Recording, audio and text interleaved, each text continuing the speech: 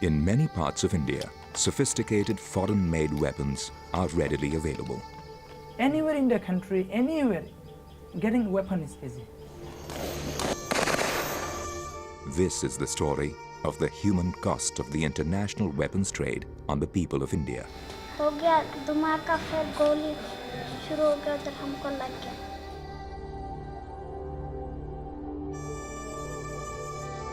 It is also the story of why we need to take action to control the trade in these deadly weapons.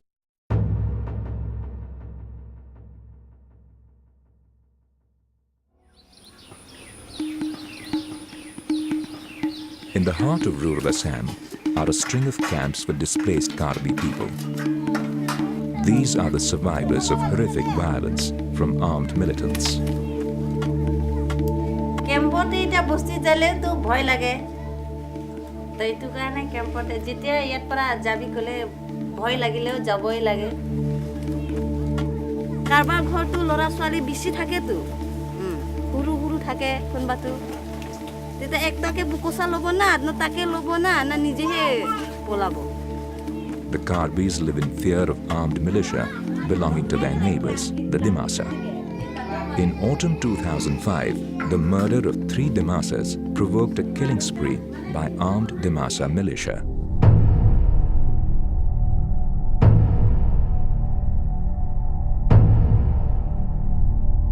Karbi villages were attacked. More than 70 Karbis were massacred.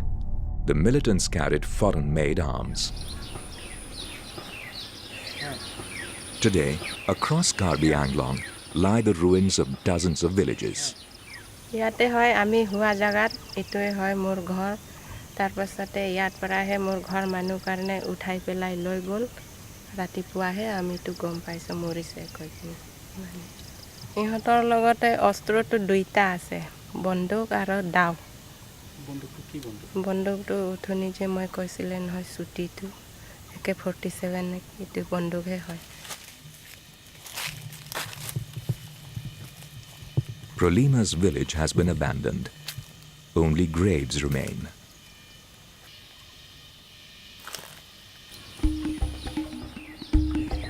Ten kilometers away is a Dimasa village. Here there are equally horrific stories of violence fueled by illegal weapons. Retaliation from Karbi militants. সোমবাৰ দিন ৰাতিপুৱা কাৰ্বিৰ উগ্ৰপন্থীয়ে আহি কিনা 200 জন আহি firing কৰি 1 ঘণ্টা firing কৰি মানুহ মাৰিছে গৰুক মাৰিছে ছাগলীও মাৰিলে আৰু মানুহটো মাৰিছে তেতিয়া মানে ঘৰ জ্বলাই কিনা হিয়দি গুচি গৈছে তো AK-47 সবে দেখিছে AK-47 কৈ কিনা আমি অকলে দেখা নহয় সবে গাঁৱৰ মানুহ লুকাই লুকাই কিনা থাকিছে হাতিয়াৰ নাই কাৰণে আমি একো কৰিব পৰা নাই. In the forests of Karbi Anglong are the militia camps of the 2 tribes. Both groups are heavily armed in their fight with the state for greater autonomy.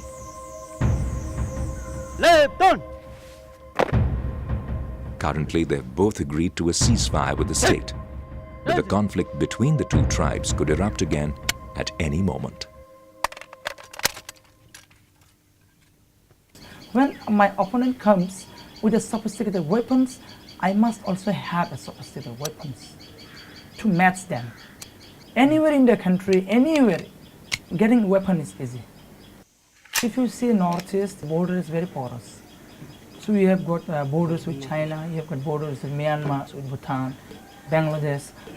When people can infiltrate, I think human being can be seen, but not a weapon. The easy availability of arms on the international market will only serve to fuel conflict between the Dimasa and the Karbi. Of course, there will be casualty in the civilians when there is a war. There's not a single country, there's not a single nation without bloodshed, without weapons, without armed struggle.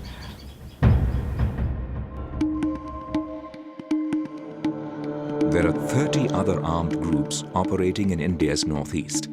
Each group holds its own arsenal of deadly illegal weapons. This is the single most important security issue for India, the question of these insurgencies. The insurgencies are nothing without the weapons. I'm not saying that the weapons cause the insurgencies, but the insurgencies live on the weapons. 500 kilometers west is an area where weapons are even more readily available. This is Bihar, one of the heartlands of Naxal territory. During 2006 Panchayat elections, Naxals arrived bearing guns.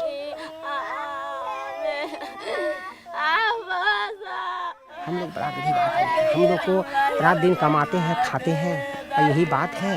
देखिए अनवान है, क्या करें। देखिए एक व्यक्तिगत में देखिए वो बहन है और वो माँ हुई अंधी।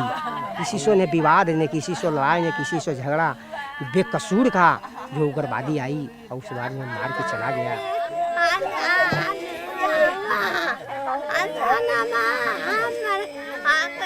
By the end of polling day, 12 people had been murdered in Bihar in similar incidents.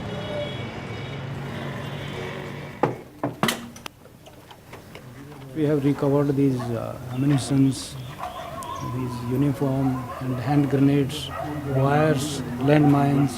These people, they have access to all kind of weapons. We have in past recovered AK-47 also. Their main enemy is police and the security forces. Whenever they get a chance, they kill them, they take away their weapons. If anybody defies their, say, dictate or their call on something, then yes, he will be killed brutally. In November 2005, 200 armed Naxals raided Jahanabad jail. उग्रवादी उधर से भी आया और इधर से भी आया और बोलने लगा सरेंडर करो और गोली फायर शुरू कर दिया। अंधाधुंध फायरिंग था, इतना उग्रवादी था कि मैंने कोई अब उसको सामने अच्छी नहीं हुआ, झुक गया।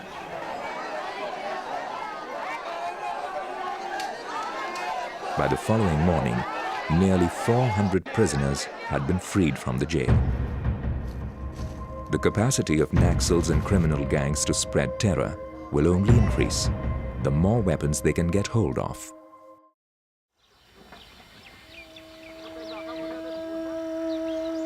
The state of Kashmir is one of the areas most affected by illegal weapons.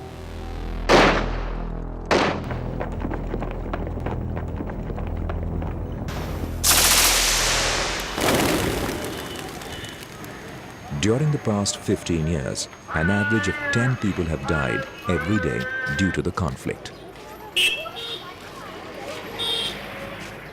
Hospitals regularly treat children with bullet and bomb blast wounds.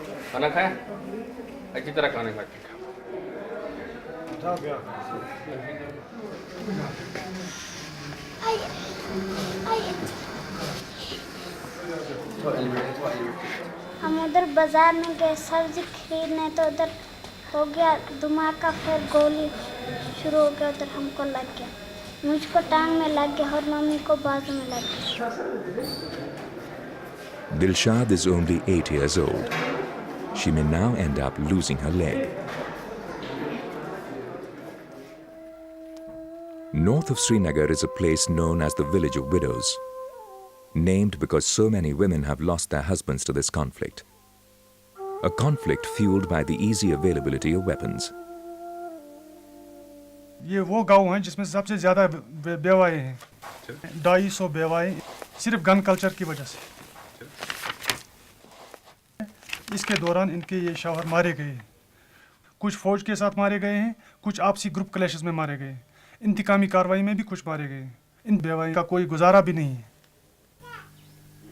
Guljan Begum now relies on the small amounts of money she can earn from sewing to provide for her family.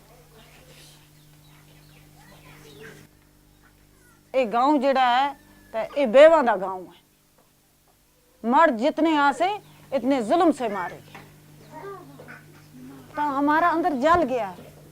हम बोलता है दरिया में छाल मारेगा तो उधर ही मार जाएगा, मगर बच्चे को क्या करेगा, क्या सोच आएगा। जब हमारा श्वार वो चले गया, हमको अपनी परेशानी पे गया था, हम क्या बोलेगा, ये आज़ाद होएगा कश्मीर, हमको नहीं समझ आती।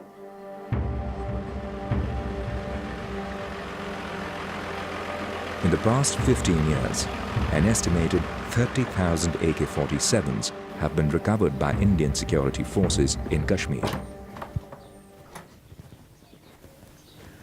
These are the weapons these militants carry. And most of the militants use AKs of Russian origin or Yugoslavian origin. They come to India through all illegal means, either on person or transferred on mules, and they are infiltrated through. Even more deadly weapons have been recovered, and this is just a tiny fraction of those weapons.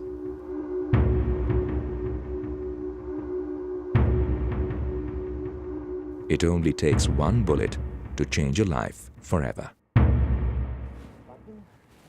28-year-old Javed was shot in the spine by a single bullet from a foreign-made pistol. He knows the true cost of a bullet. हर किसी weapon का एक ही मकसद होता है, या तो किसी चीज़ को ख़त्म करना है या किसी की जान लेनी। मेरे लेग्स जो है इसमें इन पूरे बेजान है, तो इनमें कोई सेंसेशन नहीं है।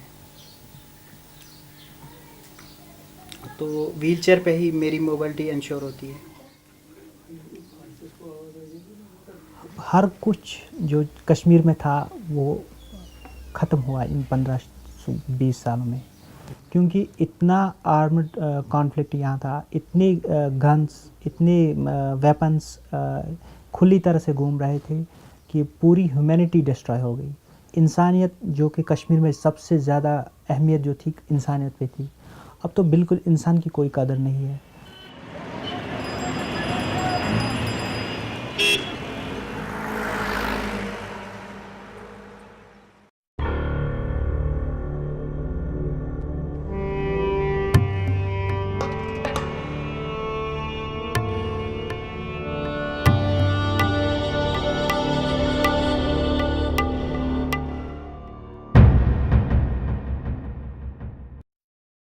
So many people are dying because of weapons in our country, and therefore I think it's not enough to just feel the anguish, but actually to do something about it.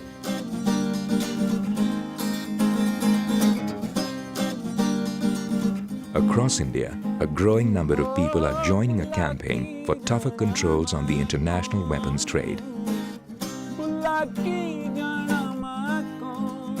We are calling for about 1 million people to submit their faces to the government as well as to the United Nations to urge for an international control on arms transfers. There are internationally binding laws for trading in music and film, but no effective international controls on the arms trade. The campaign is calling for a global arms trade treaty. हमको commitment है अंदर से, हम जो भी कर सकते हैं हम करना चाहिए। भाई जनता जो इंसान पैदा हुआ है ना, चाहे वो पक्षी है कोई भी है, they all are peace loving. I think it's important. You have to start somewhere. I mean, it's whether it is small arms or big arms. Everybody has got to realize that, and the pressure has to be put on everybody. And what you have in hand now is a possibility of this kind of treaty which will emerge from these global Campaigners and influential thinkers are now discussing the details of how an arms trade treaty could work in practice. There are elements in this treaty which I believe all of them are going to help India greatly. An arms trade treaty would prevent the sale of weapons where they can be used for terrorist acts, genocide, or human rights abuses. Ensure that governments authorize all buying and selling of arms, and introduce common minimum standards for the transfer of weapons between countries. This treaty insists on arms registration and marking of weapons. With that, these weapons become known at where they originate from, the route they take, and how they enter into countries. Now you don't know where these arms are coming from. Once you can trace them, then it is easier to have curbs and laws and regulations to deal with it. Across the world, there is growing support for the idea of an international arms trade treaty among governments as well as individuals. You need arms control which would be legally binding on the countries who participate. It's not only a question of producer countries and consumer countries. You have countries which are just trading countries. So you need to have all countries involved, each with their own bit of accountability. Campaigners are now calling on the Indian government to show its support for this treaty. India is a great power. it has an impact on developing countries, and if India signs, other countries will seriously think of signing. Further, it helps India domestically, because India is a victim of unregulated arms trade, and this will try and regulate arms trade. As support for an international arms trade treaty gathers momentum in India, campaigners want more people to add their voices.